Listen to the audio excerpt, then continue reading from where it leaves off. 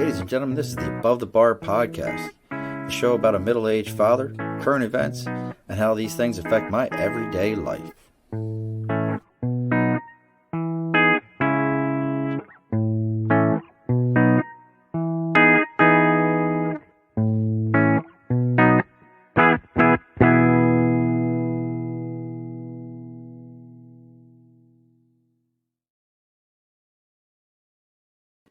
Alrighty, folks, welcome to another episode of the Above the Bar podcast.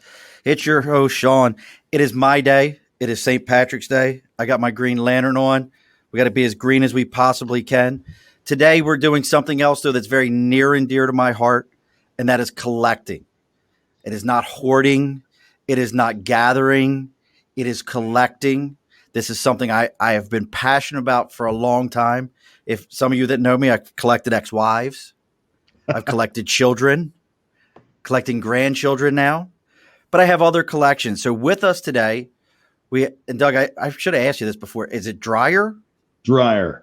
We have Doug Dreier of the Collection Connection. Now, I kept saying you grew up in a museum. Did I misunderstand that, or did Dad own a museum? What was the museum piece? So, I grew up in a family of collectors. And then in about 2000 or so, I moved back to California, 2003 actually, and really took some of our collections and started putting them out on display. We had an office building next to our house that we owned and didn't have any tenants. So we just started putting stuff out there, and it turned into a pretty extensive museum, a pop culture, Smithsonian of the West. It had books, sports memorabilia, gems, minerals, fossils, Hollywood entertainment. And we called it the Collection, but it was really, in essence, a 20,000 square foot museum. It wasn't open to the public, which really what makes a museum. But it was our own private entity. And I ran that for 15 years until we just got too many events, too many people coming through and wanted a break. So it wasn't that I was raised in a museum, but I was raised as a collector. And then through that, the collecting took us into having our own collection that was often called a museum. God. So did you have stickers? Because we have our new thing, and this is one of our friends from the Talking Beards. This is look, doesn't he look at his beard? I like that. I'm not there yet. You're way ahead of me. Yeah, you got to get a full beard. So started this one, and I had to ask this if you had any sticker collections, because we have our new thing. I'm calling it a sticker and a cause. Yep. So we got I keep doing this. The camera's backwards.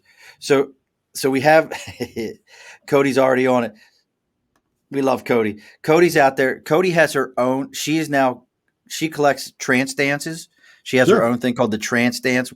I tell everyone, go check out Cody and her trance dance, and that is trademarked. And she makes it try to tell me. And she has woke ass dating. It's like an app for like dating called woke ass dating. Her and another buddy of mine, Tim. But on the right back here, and look, we were talking about Baltimore earlier.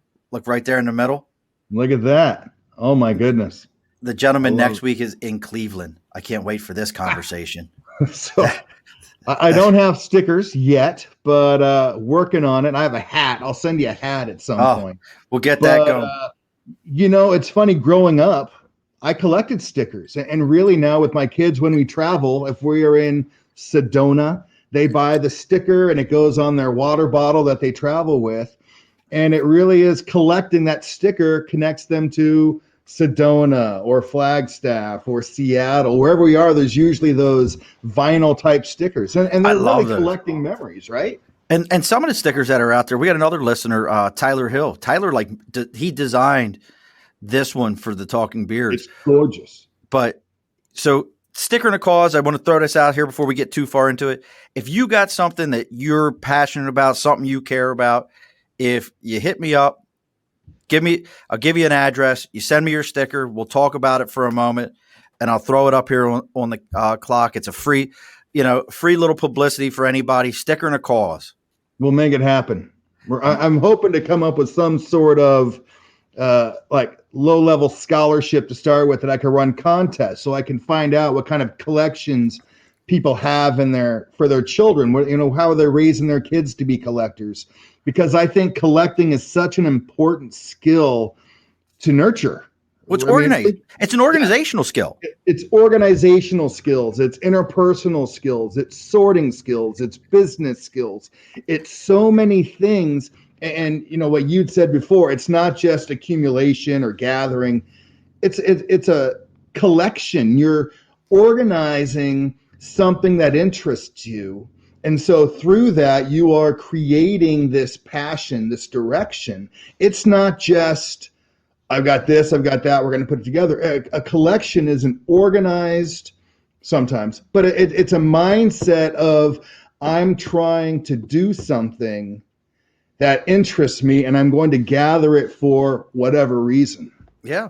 Now, I know what my first, and I had to think about this as we were coming out. And Cody, if you do the Soul Sprout sticker, because that's her thing, Soul Sprout, I want it to look like a ghost coming out of a flower. There you go. There's your idea, or like a wisp of something. That's my idea. You don't even got to trademark it. So I was trying to figure out what my first collection was, because I know what my first full collection was, which was the John Burns, Sure. Superman, Man of Steel, which is what all the movies are all based on, all that stuff, where it's not Lois Lane, it's Lana Lang. All that's based on the John Byrne run, which is amazing, which is hard left turn for a moment. I met John Byrne's brother-in-law and sister-in-law purely by accident because their last name was Kuntz. Sure. And when I said to the guy jokingly, I went, "Oh, any relation to Dean R?" Because I was a big Dean R. Kuntz reader. Of course. I said, "Any relation?" The guy goes, "No, but John Burns is my brother-in-law." And I went, "Huh?" That's better. And and they just happened to be on the train to Vermont, and I met him that way and had a whole conversation. It was the wildest thing. This was so cool. But now you also so back to what I was saying here, like my first other collection, because I'm 44. How old are you, Doug? Are you willing 47. to say? So we're in the same wheelhouse. Yeah. Garbage Pail Kids. Of course. I remember having and my old man, we owned a liquor store at the time. He didn't want to buy them. I'm like, Dad, we all love these. And he finally went out and he bought them, and we had them. What for you was the first thing that you can remember, either seeing, because you said your dad was a big collector. My dad was a collector, and really my collecting story begins with my dad. It was me and my dad going to the baseball card store and buying 50-cent packs of Topps or Fleer, Topps mostly at the time, and opening up those packs Saturday morning, sitting there at his desk, and we'd have a box, and there'd be 36 packs, and he'd take 18, and I would take 18, and we'd have pack wars, and now what was that? A pack war for us would be, we're going to open a pack. Whoever's player has the most home runs gets a bonus or something. We'd usually buy an extra pack or two of something, or best card from the pack, most home runs, most wins in a season, stolen bases, just something that made you look at the back of the card and made you think about, okay, it's not just now when you see people opening packs, they're going through for the inserts.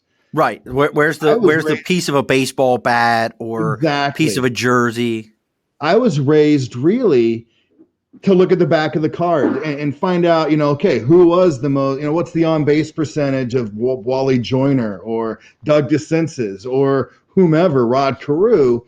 I was just raised like that. So for me, it was really that memory of buying packs with my dad and just sorting them. I would end up opening all the packs because his joy, his peace was sorting. My dad was a very analytical person, and organization was his calming thing. So we would get these packs, and he would first sort them, get big stacks, he'd into hundreds, and then into tens, and then into numerical order. And that was his happy place. We talked earlier, he was the CEO of a company, and by later on at Ryland in Baltimore, the cards were his happy place for it. So he would be able to decompress. He would be able to just sort of shut out all the other things that were happening in the world. And I grew up being a part of that. And so for me, the collecting thing was a moment of peace, of calm, of pleasure, just real enjoyment. And I have such great memories of keeping that up through when he passed 2 years ago. So that was your thing with your dad. Yeah. See that's all. Yes. See, for me, mine passed away in 2017, Okay. and for my dad, it was, and this is such an odd thing that him and I did was when people would pass away, like old celebrities, Sure. we would call each other. Hey, did you hear that such and such from Gunsmoke passed away? And half the time I was like, I don't know, Dad, I don't know who this person is. So I would have to figure out who these people were, and then another one would come up and be like, Dad, did you know that blah blah blah? Oh yeah, I remember watching them, blah blah blah. That was my dad. He had one collection, and this was kind of a, I was going to save this for later, but maybe I'll bring it up now because you're bringing up dads. Did you ever have to get rid of a collection that you wish you still had today? Anybody, and those of you that are listening, if you have a collection, you can think of a collection that you had to get rid of. Maybe you were financially strapped at the time and you knew like, hey, I got this thing that's going to get me over the hump. But now you look back that you're more stable. Yeah. Anything like that? We've been lucky in that when we've sold collections, we've really done it on our terms. And let's go back to that later because there is advice there. We had built this amazing collection, and we actually decided it was just time to let it go. And we did it in parts. So like we let the sports go first, then we sold the entertainment material, and we refocused. And that refocusing really kept us from, I wish we hadn't have done that, because instead of like looking at something and going, Got it. But now I'm going after a first edition of X. Now, I will say at one point we were doing a bit of investing in documents, buying and selling, and we had bought a group of items, and one of the items was a Howard Carter drawn cartouche from when he discovered Tutankhamun's tomb in 1923. Really? Gorgeous. And one of my favorite pieces. It was colorful. It was dated. It was to a reporter. And we had sort of already said that was going to go to another person. And I was like, boy, if I had the chance, I would have bought that and kept it in my personal collection. So a few years later, I get a phone call. We're still doing this. Guy says, hey, I need to sell 20 documents or so. We buy the lot. And one of them was the Howard Carter cartouche that we had sold to a different person a few years before. And so when we got it a second time, I did buy it, and I kept it in my collection and saved a lot of money for some random reason. We were lucky. We did it on our terms. We had this building where we were hosting events and doing private tours. And we got to a point where we were doing too many events, too many people wanting tours on weekends and weeknights. And when I started, I had no children. And by 2012, I had 3. And so my weekend... Only 3? What's wrong with you? Well, I wanted to sleep a little bit more. By 2015 or so, we just really thought we wanted our weekends back, or we wanted our time back. I've married a woman from Denmark, so we wanted to do more traveling, go back over to Europe. Interesting. And my dad was retired and really just got tired of other people wanting something, because invariably I give you a tour and then you say, hey, my dad's coming into town. Can he get a tour? It's Sunday in the, my buddy's coming by. It's that +1. And this was a purely private enterprise. It wasn't a foundation. It wasn't a not-for-profit. It was just our personal thing. And we got tired of too many events, 50, 60 events a year that were good size, charity, corporate, college related. And we just decided it was time to sort of calm down and refocus. So we did it on our terms. And I think that made a big difference, because it allowed us to refocus. It allowed us to say, hey, I'm not going to do baseball cards anymore, but I'm going to refocus on books or gems and minerals. And we were able to really tone that down. When my father was ill, passed away 2018, so not long after you, we had by that time mostly shut things down. Um, I took a year off of collecting after that because a lot of the collecting joy I had was doing it with my Doing dad, the old running man. this Yeah. industry with my dad. So I wouldn't say there was anything we ever really had to sell. We were fortunate, we were blessed, we did it all on our terms. But I would say the things I miss most are the memories and the collecting that I did with my dad and my mom and my wife. I mean, little things like that. Um, and I think that really goes to show that collecting is really more than accumulating stuff.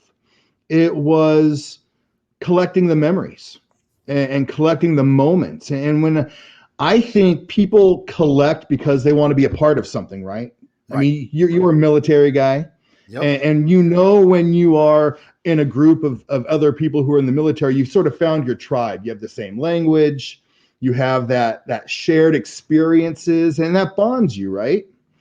Absolutely. Collecting is the same thing. It's being around people who have similar interests, similar goals, and you feel like you found your tribe.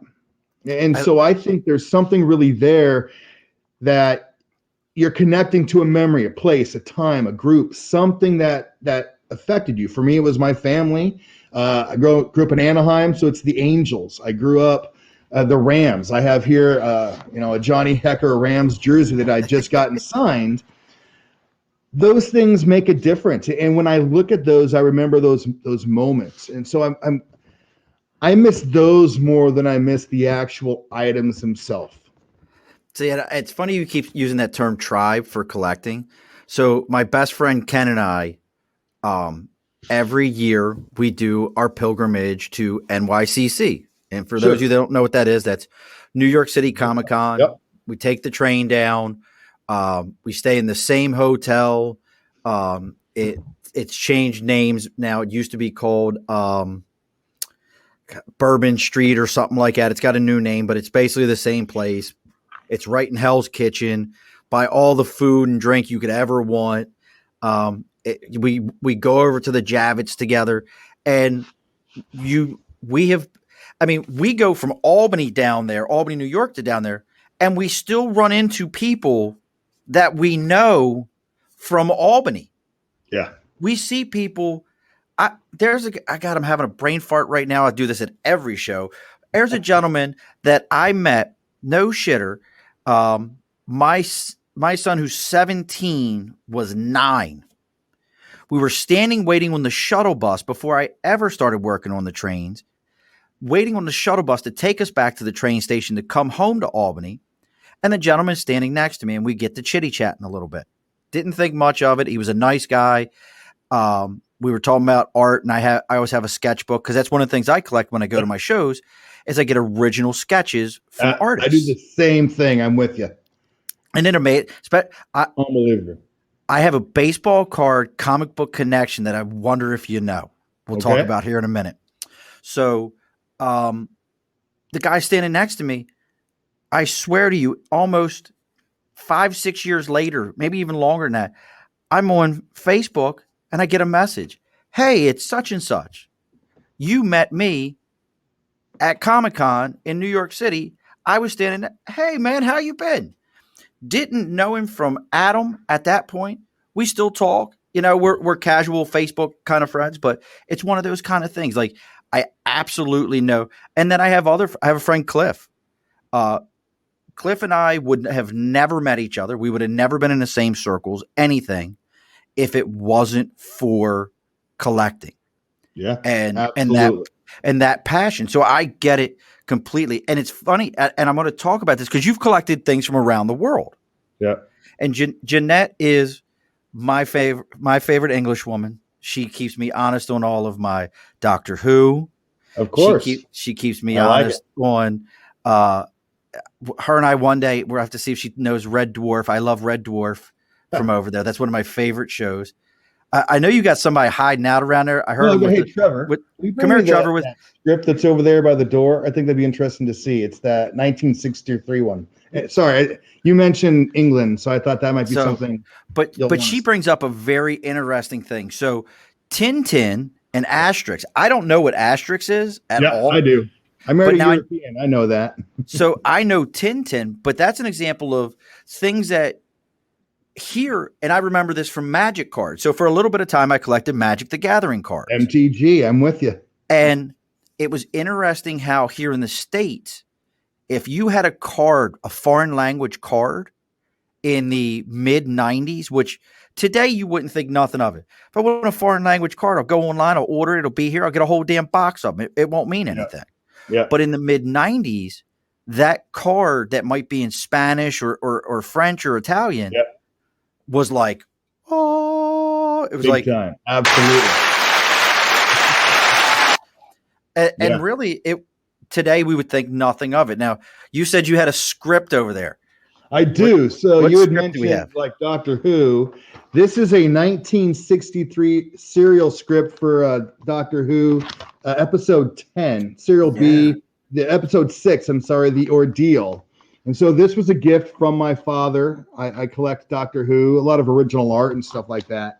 And this was something that he had bought for me that I just kept. And anything that was like a gift that went into the collections, we kept because that was personal. We've gotten some wonderful gifts from wonderful people, and that's ours. That was not ever going to be sold, and so that's a that pretty piece. cool item. I'm a Doctor Who fan, a Whovian, whatever you want to call us. So you'll have to look through my Facebook and look up Matthew Dow Smith. Okay. So Matt is about 6'7". Amazing guy, wonderful. I love Matt. He just recently moved. I say recently; it's been a few years. He moved back. He moved to DC when he met his wife. They live in DC. He doesn't hold the record currently, but at one point in time, he drew more Doctor Who comics than anyone in the history of the world. Wow.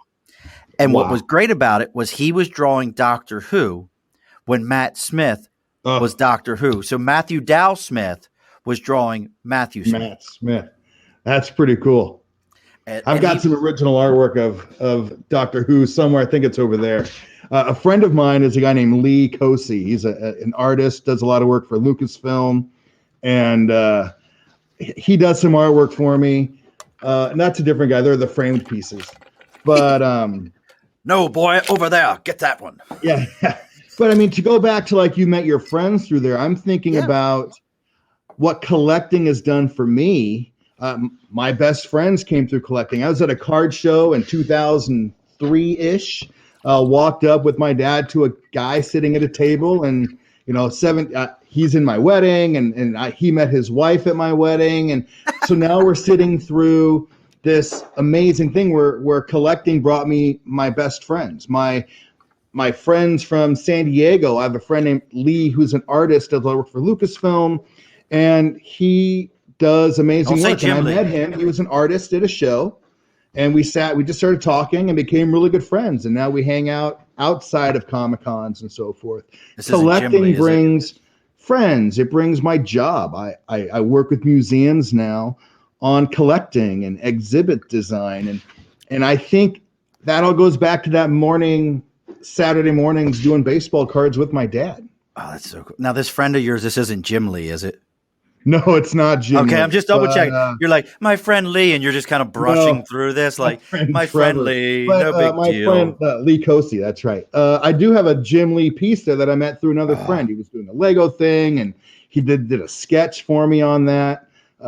And those are things you do because you're collecting and you meet people, and one thing leads to another, and it's just this sort of random. Who the hell knows? I get it. I get it, and I'm just kind of noticing something that I think we do as collectors that we don't realize we do is we collect meetings with people. Absolutely, that's very true. So, like you're talking about this, so I've met Greg Capullo multiple times. Well, he's from Schenectady, right here by me. Yep. And I met him the first time. It was actually, he was in a middle school in Schenectady telling the story of how he got into being an artist, and how his mother was a drunk and she treated him like a tetherball. And Jim Shooter, I think it was Jim Shooter. Don't quote me on that part, folks. You might have to go back and double check that it was Jim Shooter. And all my Marvel people know who Jim Shooter was. He was kind of like the anti-Stan Lee. That's the only way I can kind of just explain him. Somebody will jump on and tell me I was wrong, but I don't care. That's my opinion. And it's my show, and I get to do that. But he was telling a story where, and I don't remember who it was, but how they told him, your art sucks, you suck, get out, and like fired him. And he was like, I went home and I was like, I'll show you. And he just became this amazing artist and did these things. But I just noticed that when you were saying it, like, we collect meetings also. That's our way of kind of meeting these people and having these conversations is through that. I didn't even realize that. Look at that. Yeah, absolutely. You never know where it's going to go, right? Larry Hama. The Podfather said it was Larry Hama. I put all the faith in him.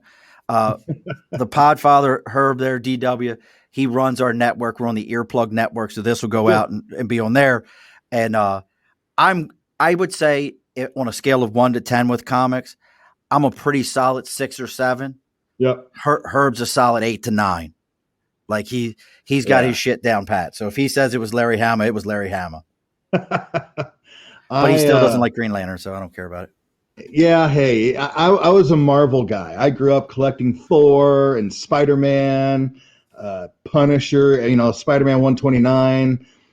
Those were my things. But I loved that stuff. And I like you, I remember going to Comic-Cons early on and going back then. You could just walk up to Jim Lee and you could walk up to all these guys, Ron Lim. I think I have a ton of work from Ron Lim because I could just walk up to him in the late 90s, early 2000s.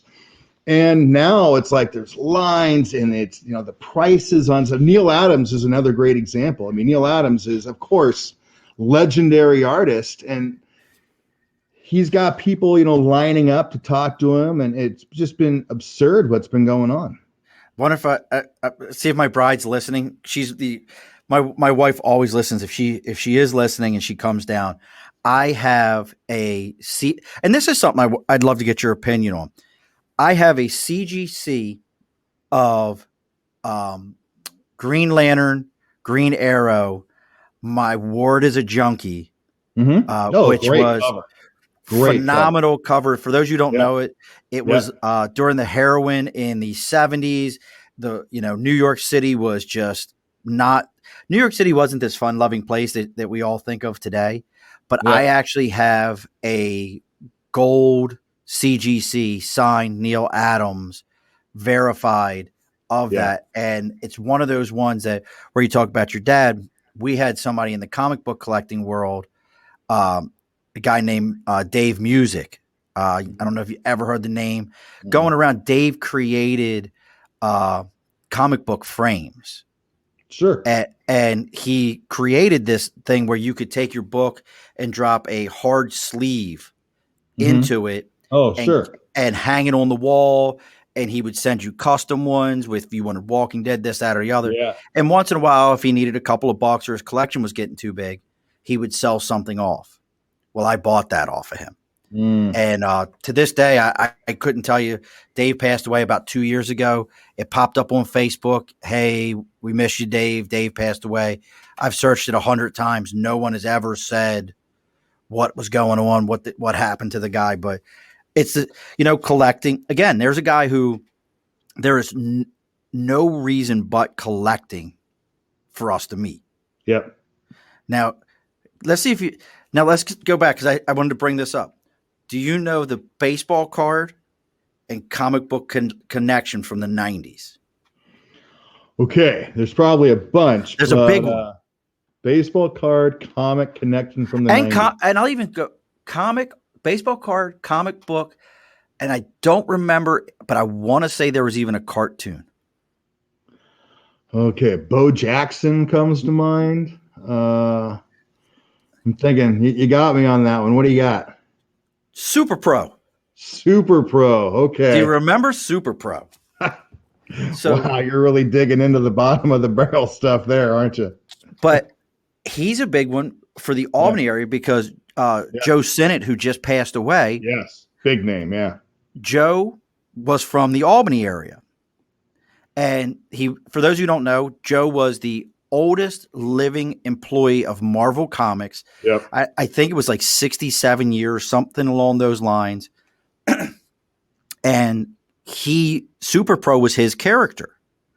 And he actually, for those of you, he was Jack Kirby's inker. If you know what an inker is, Jack Kirby would draw it, and then he would go behind and do all the ink work for Jack Kirby. So this is a guy, we're not talking some schlub here. No, not at all. No, big name. And I have in my collection a Joe Sinnott drawn Cookie Monster. I like that. The youngest stepdaughter liked Cookie Monster, so I had a sketchbook done, and we got Joe Sinnott. I handed it to him, and he was like, "Okay," and he was like, in all my years, I've never drawn Cookie Monster." So Joe Sinnott drew Cookie Monster. We have him and what the heck's his name? God, I can't think of his name right now. He always did the things, whatever his name was, destroys Marvel, and I can't think of his name right now. But wow. I love collecting. I see this is my world. Like I didn't get into the cards, but for like that much, like right there. And it was it was probably right around 91. Sure. So you're talking Clear and Donruss, the banana set from 92. It was whatever set that Super Pro came out of. Okay. That was Upper Deck, maybe. No, it wasn't, because Upper Deck always had the hologram. Pro set. Right. Short-lived as it was. Because they aren't around anymore, are they? Yeah. No. And they had a lot of neat cards. I do remember having tops and cards that now I look back and it didn't dawn on me, but like I had the Eric Dickerson 2000 rushing yard card. Sure. Yep. It didn't mean nothing to me. The only card that really do you know there's only one card that matters in the city of Baltimore, though, right? Is it the Billy Ripken? Yes. Billy Ripken FU pack card. Yeah. That was legendary as a kid. For those who don't know, Billy Ripken was Billy Ripken's batting average might have been 2. Yeah. But his fielding average was like a .999. Yeah. That dude, you weren't getting past him, and he had to live up to Big Brother Cal's image, and then had to live up to his father Cal Sr.'s image, Cal Sr. was harder than woodpecker lips. And so there's this card with Billy standing there, and they took a picture, and the bottom of his bat says "fuck you" at the bottom of it. Yeah, the fuck face card. Oh, I love it. And that's a big one. I mean, that's one of those cards that sort of achieved notoriety, fame beyond the baseball card world. And that's a trophy card world. It's like people who don't even have cards, they go, "Oh yeah, the Billy Ripken card." I have a great collecting story. When I was in Baltimore, my mother was doing some work with a group called Baltimore Reads, and part of that group was Tom Maddie. Remember Tom Maddie? The name sounds familiar. He was a football player. Okay. And one day we're at a golf event or something with him, and I said, "Hey Tom, the next time you see Johnny U, will you have him sign this football for me?" And he goes, "Yeah, sure. Just come on in the back, and we'll just go ask him right now." So he leads me around the back of the golf course. We're in the little private area, and Johnny Unitas is sitting there. He's like, "Hey Johnny, sign this for my friend Doug." And Johnny's like, "All right, great." Signs a football to me, and then Tom Unitas says, "I'm going to lower the value of this football," and then he signed it too. What? Yeah. You met Johnny U? I met Johnny U. I was at the games. Cal Ripken tied and broke his record. I had my tickets. So we were at the game together. Well. Yeah. So we were at that game together then. Yeah. So if you remember. Yeah, it was a Yankees game. Ryland Holmes was my dad. They were a big sponsor. They used to have a sign right on the scorecard. It was like SK Hot Dogs on one side and Ryland Holmes on the other. And so there's that great image of Cal Ripken waving from behind, and it has the Ryland sign back there. So we spent a lot of time going to those games. So that's a lost memorabilia for me. So, my dad and I went to that game. And it was funny is it was a Yankees game, Yep. and I remember. So my dad, I've told the story 100 times. I'm the shortest person on my father's side of the family, whether male or female, and I'm 5'8".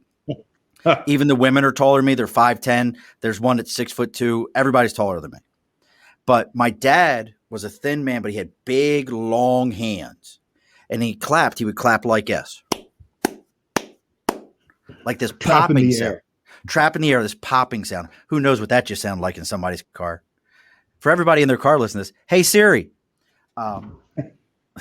But there was this woman who was like a Yankees fan the whole game.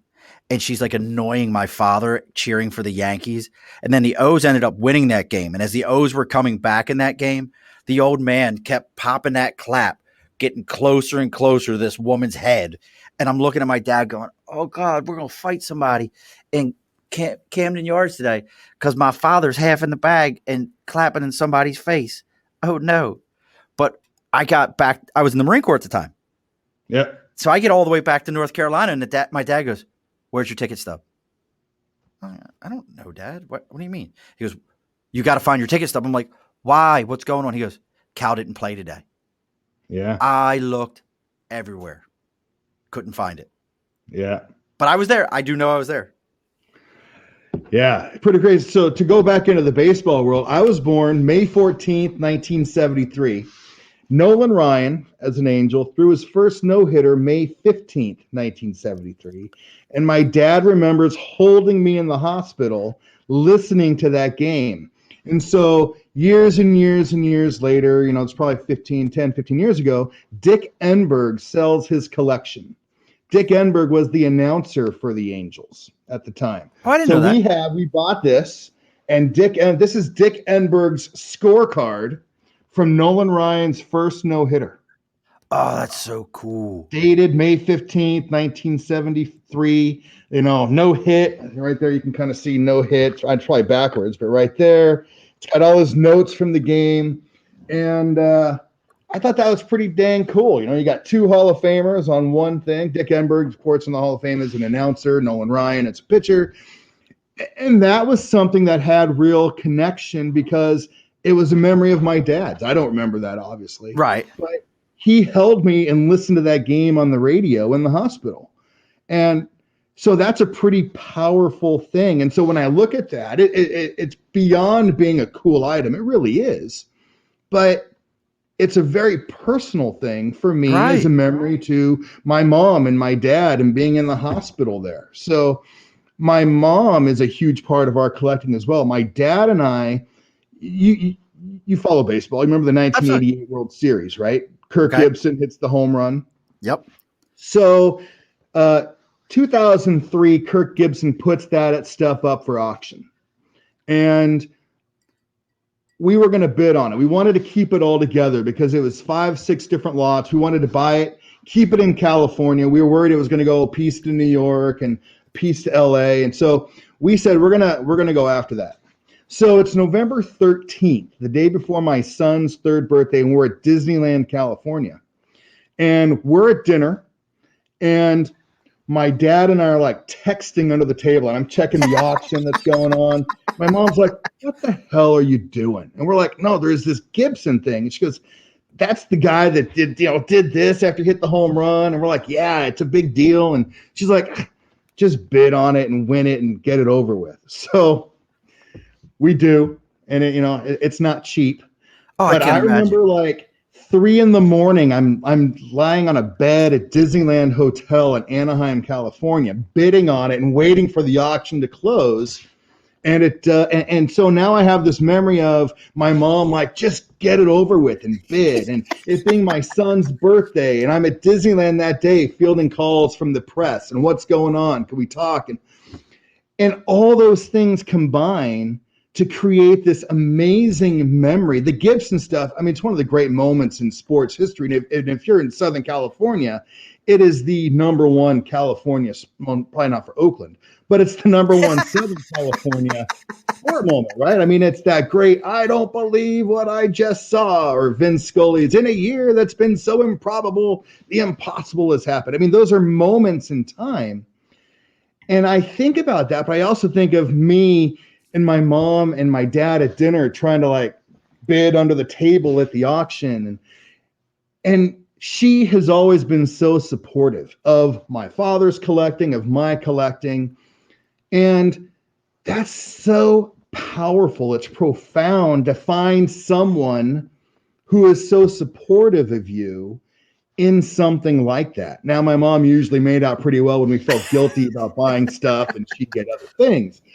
But she always was so supportive of what we did and what we found and what we got joy out of. She was always like, do it. You're going to love it. You're going to hate yourself if you don't do it. That's a really powerful way of supporting someone, is That's just awesome. to understand, right? Just to understand what someone's doing, what their passion and their joy is, and to just be like, go for it. I'm with you. Whatever you can do, I want to do. That's awesome. Did she have a collecting thing, or was it more she was just kind of hanging out with you guys? My mom does collect things. In fact, we have a bar. You'd like to hear it in my office. We have a bar, and at the end of the bar, my mom collects sunshines, like sunbursts. Okay. And she collects wine glasses. And she has probably 3,200 different types of wine glasses. How the hell is And there? what's I didn't think there was that amazing many about kinds. that is that, some are really fancy and some are just normal, but most of them have been gifts. And my mom can tell you, hey, I know that's when my friend Jean went to Paris and found that glass and brought it back. And my mom loved it because that meant somewhere around the world or at some point you thought of her, and like something made you think of her and you wanted to be a part of that. That's really powerful and profound as well. Yeah.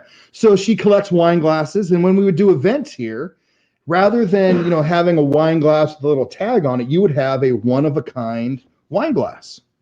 Oh, that's a neat idea. So they went from her collection.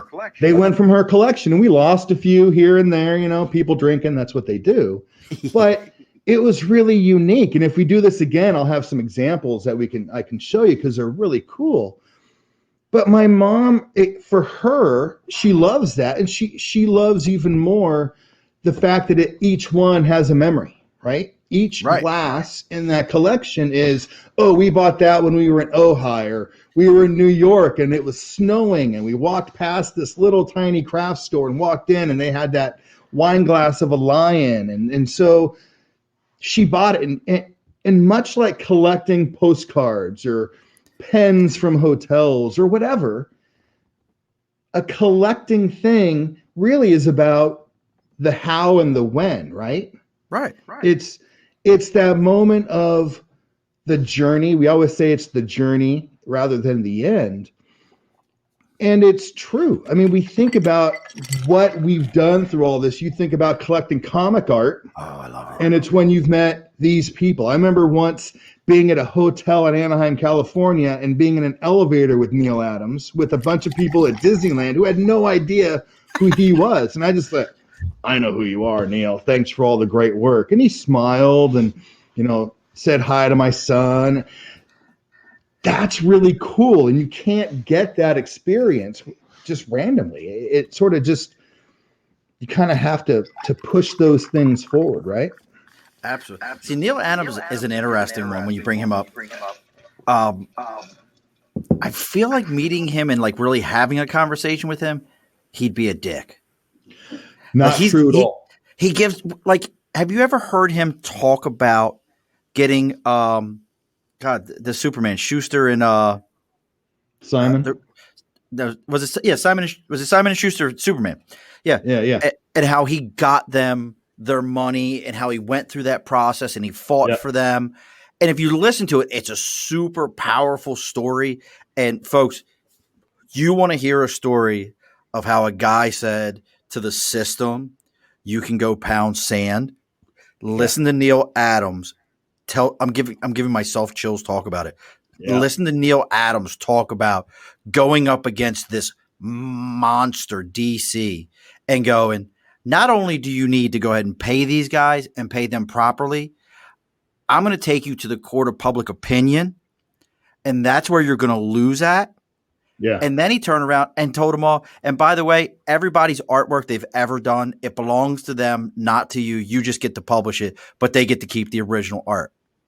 Yeah. He does it in this way where you're like, you're kind of a dick, ain't you, man? Like if I owed you $1, is I know when I see him working at shows and sitting at his booth, he always has time to talk to people, especially children. He's happy to talk. Now he doesn't do sketches as much anymore for free as but I mean, now it's such a business. People get that right. And they sell them so quickly.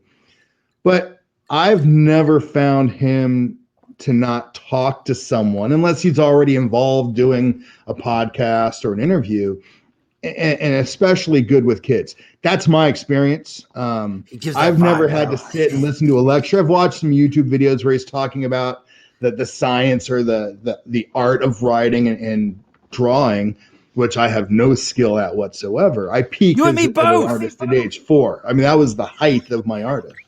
But I've enjoyed watching him be around people. And I think from what I've seen, which is anecdotal, that he's good at just having conversations. He likes talking about, hey, your favorite character is Green Lantern, blah, blah, blah, blah. I can understand that vibe, I guess, if you see him doing some stuff but I don't have that same. Well, you have a personal experiences with him. Yeah, I will say one of my favorite moments meeting what I would say is a legend is I'm a big Thor fan. And so you mentioned Kirby, and of course Kirby is one of the greats. I'm a Simonson guy. Walt Simonson is the ideal Thor. And I was at a comic show, and I once waited like 2 hours in line to get him to sign a book, and he drew a picture on a shirt for me. And then the next day I'm walking past the booth and he's just sitting there at a table, and I had a book with me, an omnibus of Simonson, and we just started talking, and he drew in my book and he explained his signature. It's the Simonson with the big loop and a thing. He goes, oh, it's a dinosaur. I love drawing dinosaurs. So his Simonson signature is a dinosaur. And I never knew that. Look at it now, they'll go, oh yeah, that makes total sense. It looks like a brontosaurus. I would have never learned that, except for one day I'm walking and he's sitting there and was friendly and just started talking, and I didn't have to wait 2 hours. We had like 15 minutes or so. And like, I treasure that time, because it's like you're meeting a legend, and Simonson is, and it'd be like Stan Lee or Sennett. I mean, those guys who have been and seen and done everything. It's pretty amazing. That's so I love hearing stories of like different people that people have met. And Tim finally showed up. Nice of you to show up, Tim. Been a while. Tim is gonna lose his title to Jeanette as #1 fan. I'm just gonna go ahead and put that out there, that he's gonna lose that title if he don't start tightening his game up. He's gonna talk shit any moment. Collecting is such a, I don't even know how to, like, I know people, I have friends, 2 of them I can think of in particular, that will not own and do not own anything used. Sure. And it doesn't register in my head. I'm like, don't you collect anything? Don't you have anything like this? And no, I don't. No, don't need that stuff. Don't want that clutter. Jeanette says she's polishing her top fan badge. Like, they just don't. What do you say to people that are so, like, I don't want to say anti-collecting, but almost look at stuff like that and go, why would you hold on to that? Why would you want that? Yeah. I once met a gentleman who was a producer, film guy, documentaries, and he was not a fan of people having things in private collections, and I get it. He thought things should be in museums, should be for public consumption, and I think about going back. Museums wouldn't be where they were if someone didn't have a collection and then donate it. Like I think of J.P. Theodore Morgan. Roosevelt. Theodore Yeah, Roosevelt. Theodore Roosevelt, and talk about the Smithsonian, Roosevelt, and you've got Morgan, who collected gems and minerals, and then helped sort of create the American Museum of Natural History in New York. You've got someone like Thomas Jefferson, who collected books, and when the original Library of Congress burned down, said, "I'll give you my collection." Right, here and you go. Really restarted that.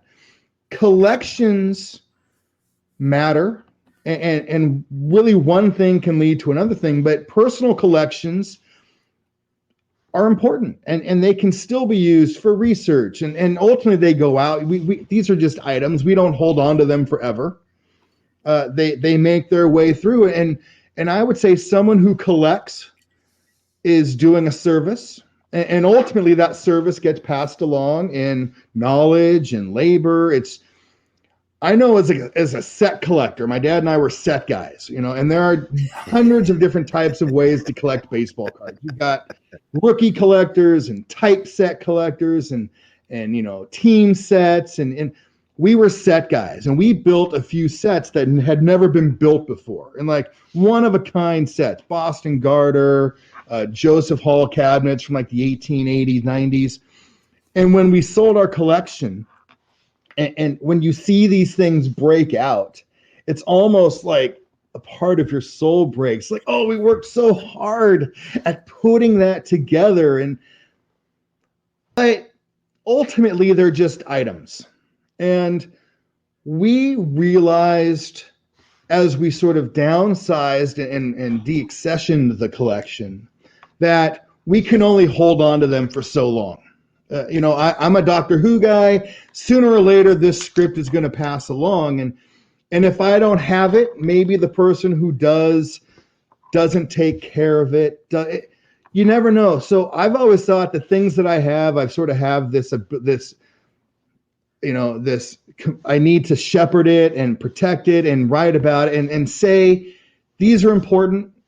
I'm not a public museum. I don't have that luxury of having thousands of people come through here on a daily basis, but I can hold on to these items. And in 10 years from now, Absolutely. when these things happen, they move on, I can sort of pass on that knowledge and, hey, that's never been built before. It may never be done again, but there are 14 in the set. There are 4 variations no one else knew about. There you go. People who don't collect, foreign to me, but I guess that's great. I would still say, do they collect memories? Do they collect, Got to be something. moments? It doesn't have to be tangible. I mean, we're talking about meeting famous people or meeting people that matter to us. That's really cool. And I know at one point, I've met Ernie Banks and Kobe Bryant, Kareem and Magic and Howie Long. Legends. And I remember those moments more than anything. That's really cool. And when people ask me about that, they're not asking me about the shoes or something. They're asking me like, what was Kobe like, or what's Magic like? And I'm like, Magic, you couldn't get Magic to leave your event. He would like, the agent would be pulling him out the door because he was so engaging and trying to have fun.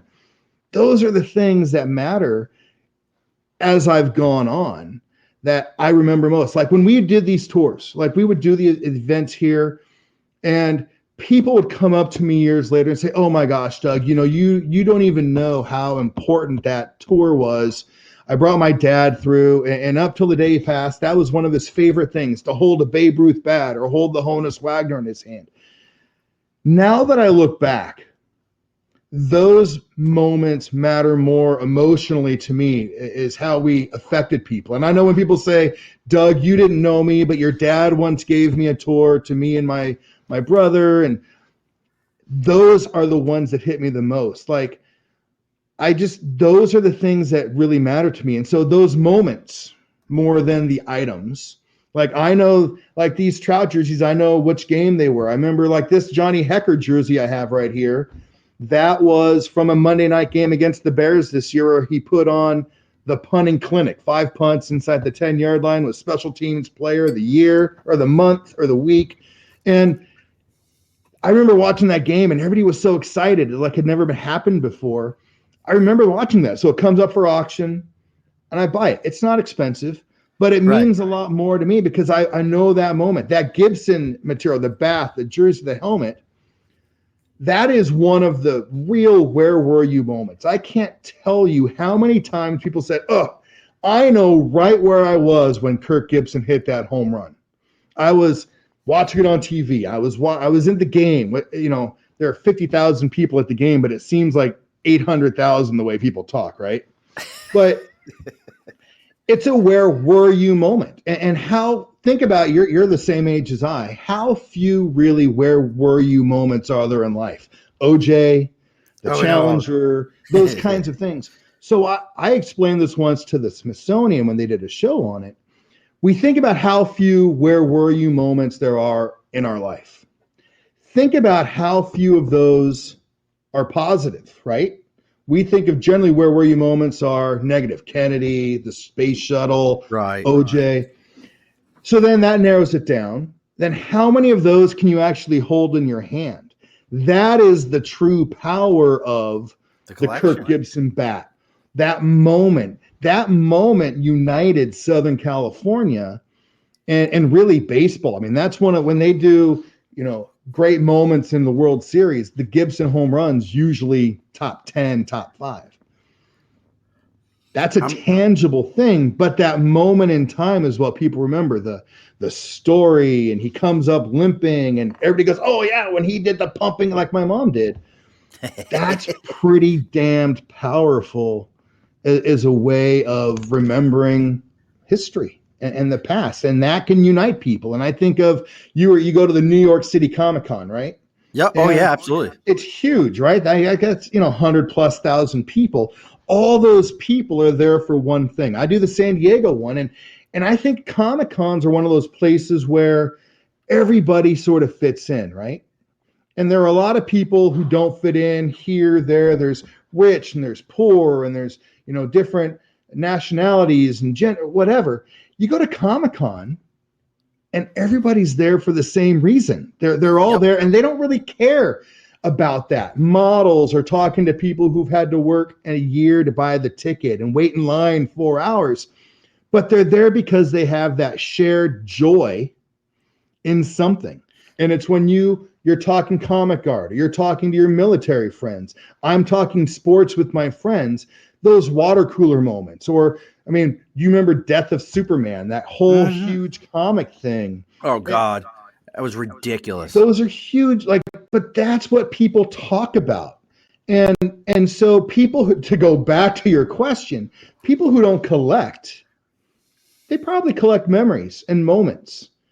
They got to be just don't collecting have something. to classify them and organize them like we do. Oh, we got to. I have a room with a steel door, mag lock, cedar walls, with all my comics in them. Yeah. Like that's got a more secure wall than my actual freaking house does in that room. Yeah. I'm trying to get Sean Walchif to jump on here. I told him, I said, we're talking Southern Cali sports.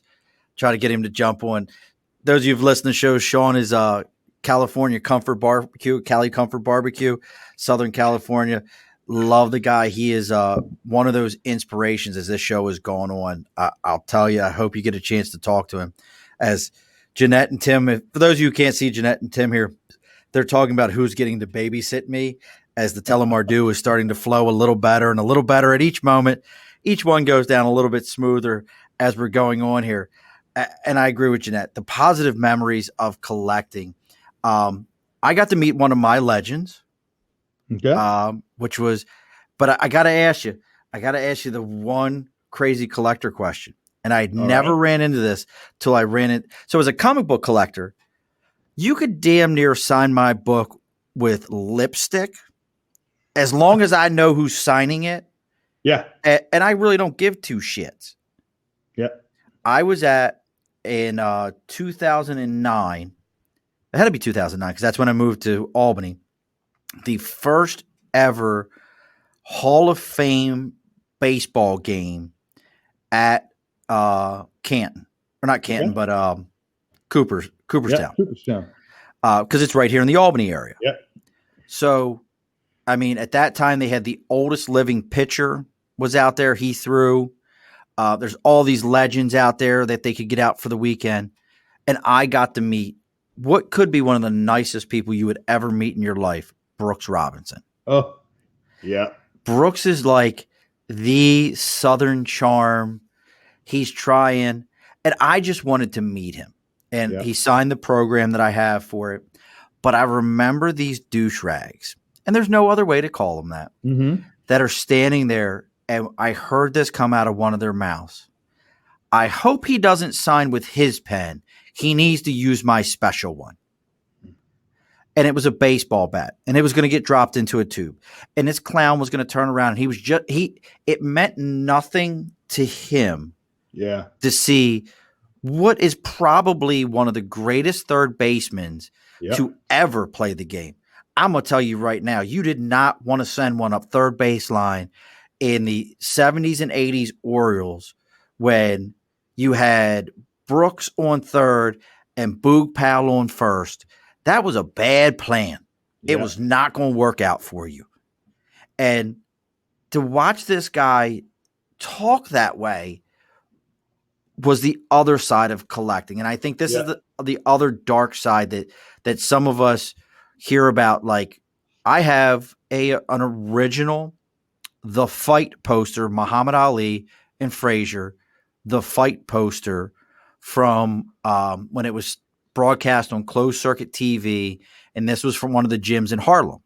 Yep. I've had this thing, let's see, Tweety and I started working together probably in 2000 or 99, 2000, and he won it at an auction out of Seattle and paid $300 for it, and I bought it off of him for the same $300. Sure. It's been in the same tube since 2000 to 99, 2000. Mm-hmm. And I've never taken it out, but the certificate's in there. Yeah. And I still remember even back then, first words out of my mouth, well, does it have a certificate of authenticity? Yeah. But that's the other dark side of this world, folks. As we're going to kind of tie this up here with a bow in a moment, I love collecting, but be careful. Find a guy like Doug. Find a guy who's out there who does this, that has a passion, can go to his website.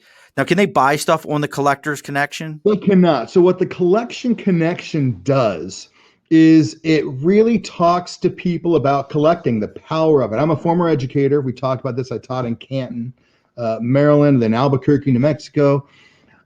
I'm trying to teach people about the value of collecting and the history of collecting, the importance of collecting.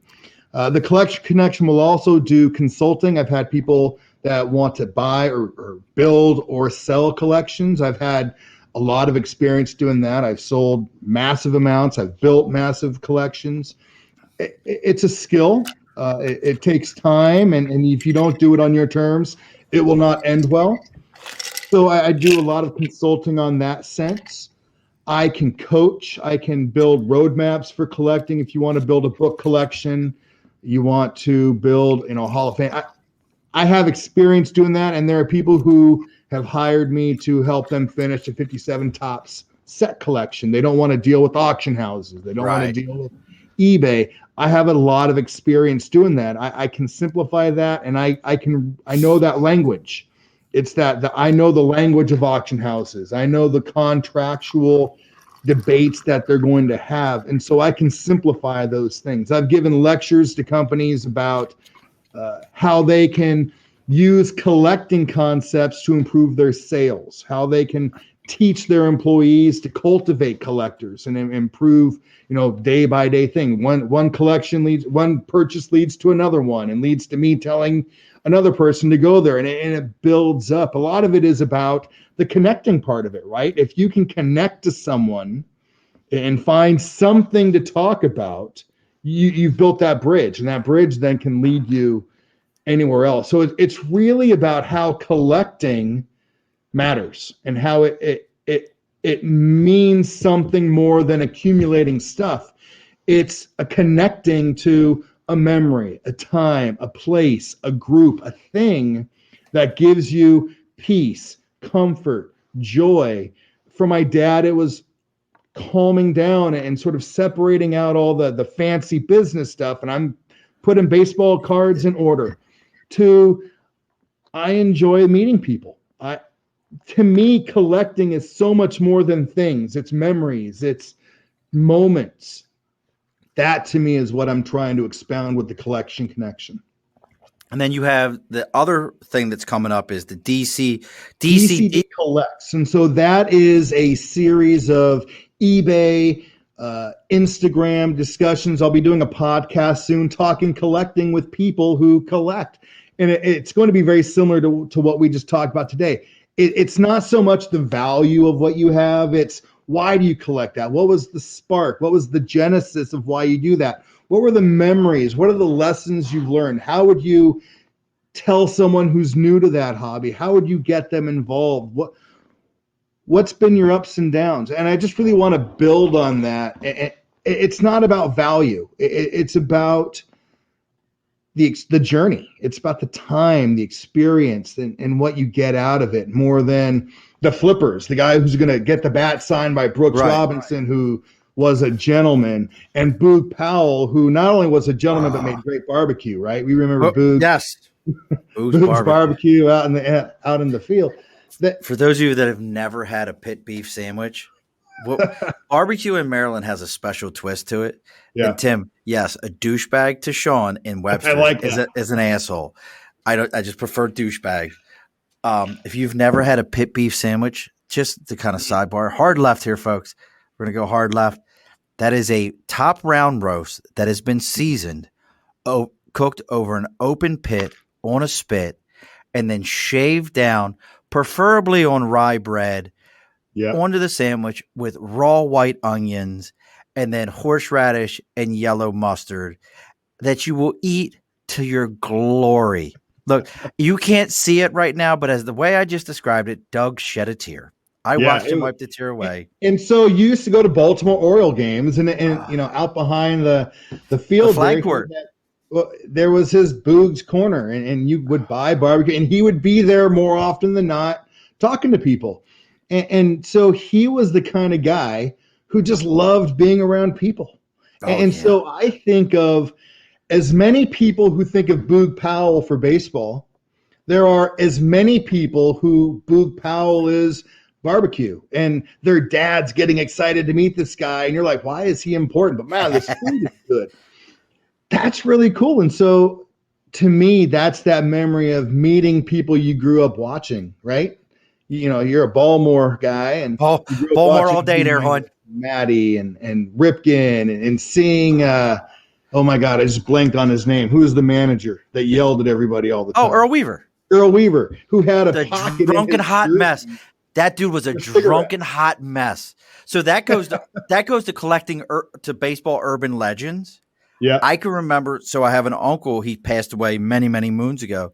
He was a Baltimore County detective, and urban legend is like how these guys used to have to like all the time take Earl Weaver home because he was so shithouse drunk. Yeah, that like it would be like, let's pick up Earl. We'll take him home, and nobody needs to know about this because my man is all the way done. Yeah, he was done. But who? Now this will be one for you as a Cali guy. Yep. Do you know who? For me, my favorite Oriole, and it's I love Rick Dempsey. I love Cal Ripken. I love Ben McDonald. I'll even accept Mike Mussina. Yeah. Sorry, son of a bitch. Should have been an Oriole when you went into the Hall of Fame, not a Yankee. And your daddy was the only reason you went to the Yankees, and you all can stuff that in your hat. And I'll take that to the day I die. But moving on. See, now the Telemardu is working. Mike Devereaux. Oh, of course. Yeah. Loved Mike Devereaux. For those of you who don't know, Mike Devereaux was originally a Dodger. He Yep. was a rookie with the Dodger, came to Baltimore. He was an outfielder with Baltimore and was just not Oreo, son of a bitch, Tim. Tim put down Oreo. I can't even say it. Oreo, Oreo cookies, not Orioles. Oriles. That's how I learned how to spell it as a kid. I can even sign it for you. Um, but yeah, like I was a big Mike Devereaux fan. Yeah. Like loved Mike Devereaux. Yeah. And it's so funny because you don't really even know why these guys are your fan. My favorite ball player as an Angels fan was a guy named Brian Downing. And Brian Downing was an outfielder, catcher, and he was like, he looked like Superman in terms he had the muscles and the haircut. And he was a big lumbering guy. And he played hard, and he used to run into Gary Pettis in the outfield all the time and get hurt. I just, for some reason, I mean, I love that. Bobby Grich and Wally Joyner and Rod Carew and Claudel Washington. Those are the guys you grow up with, right? And Yeah, and I there get were it. big names on the Angels, Ryan and Brady Carew. Anderson. What, pardon? Brady Anderson Brady for Anderson. I me. remember when he hit the 50 home run. I mean, those are the guys that are sort of, for whatever reason, you connect with. And so someone would go, why do you collect Brady Anderson or Mike Devereaux? You go, that's just who I connected That was my with. man. Yeah, that was my guy. And so you're like, I'm an Angels guy. Mike Trout, I loved watching him. He was a homegrown kid, drafted and signed. And so my dad and I built this collection. That was one of the things we did together. We'd buy the jerseys, we have baseballs. So my father passed in December of 2018, and in 2000, a little bit later, Mike Trout signed a contract for the Angels for another 10 or 12 years.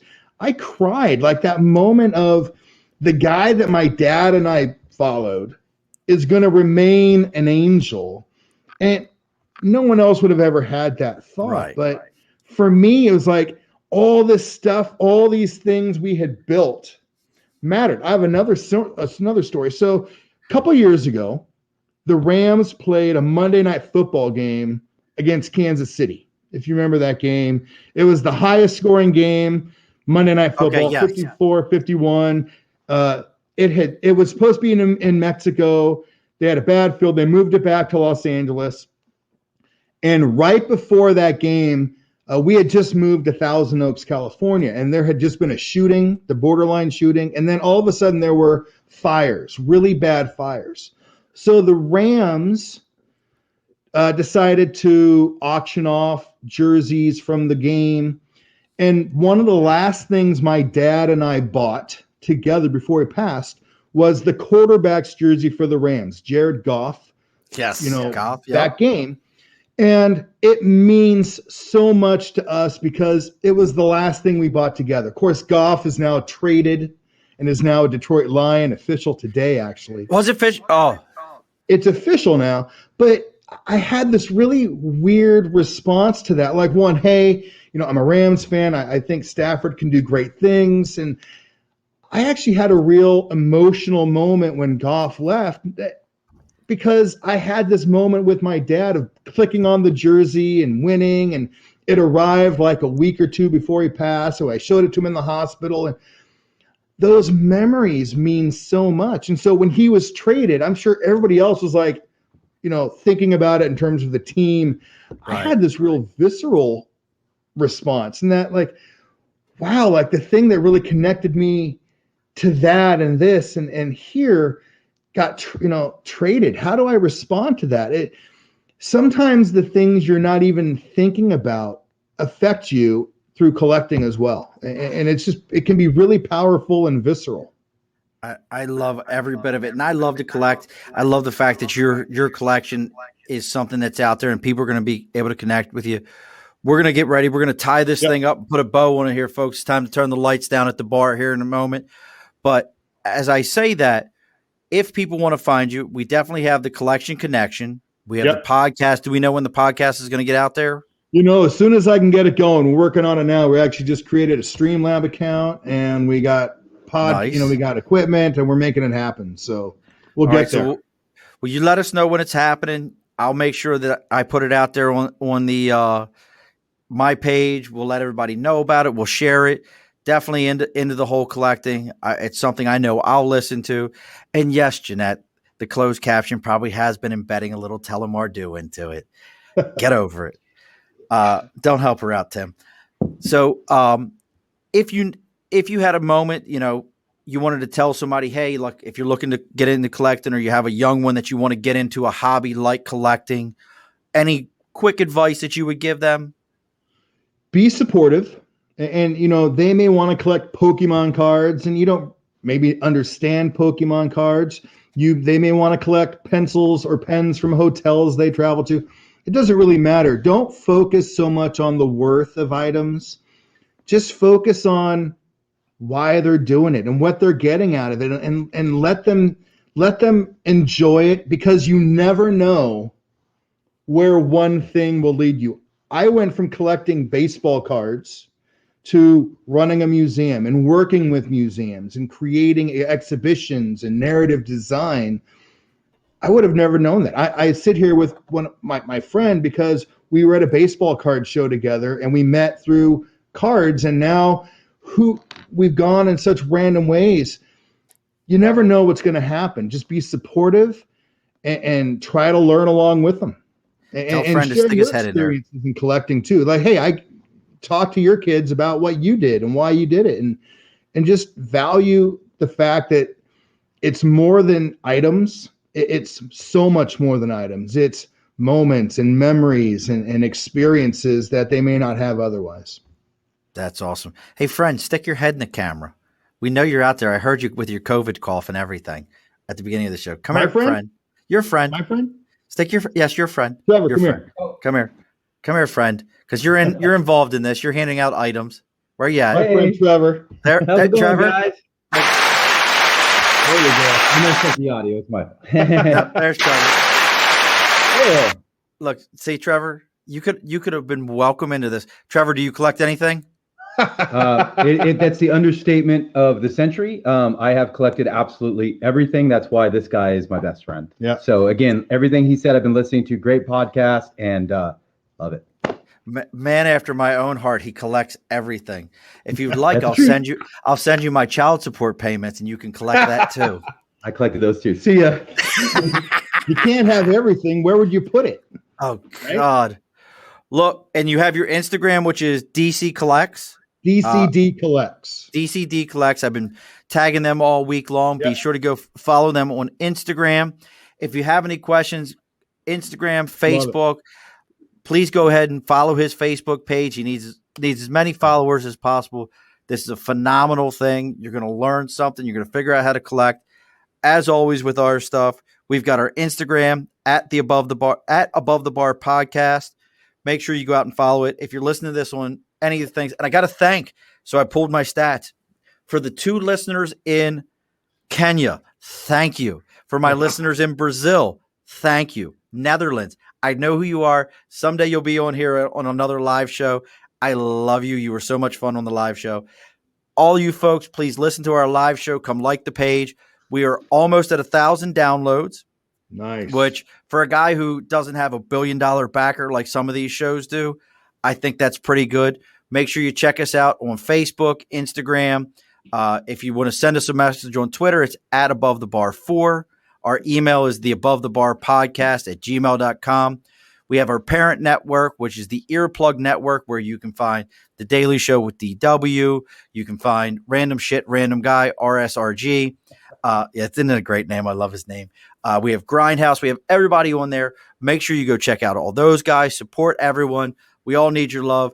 If you're listening to this on Facebook, or excuse me, not on Facebook, but if you go on to Apple or any of those and listen to it, please make sure you give us a high rating and connect to us. The only way we get this thing moving forward, the only way other people know what you're enjoying, that's Apple's algorithm. More 5 stars, the more likes, the more higher they push it. You, my sir, get the final word. And what is that for tonight? Talking to me? Oh, you're my sir. Yes, that's you. That's you. You get to be my sir. There's magic out there. There are amazing wonders. You just got to go look for them, find them, and learn from them. Alrighty, folks, be sure to push your stool in. This has been an Earplug Podcast presentation, found on earplugpodcast.com, iTunes, SoundCloud, and wherever your favorite podcasts are found.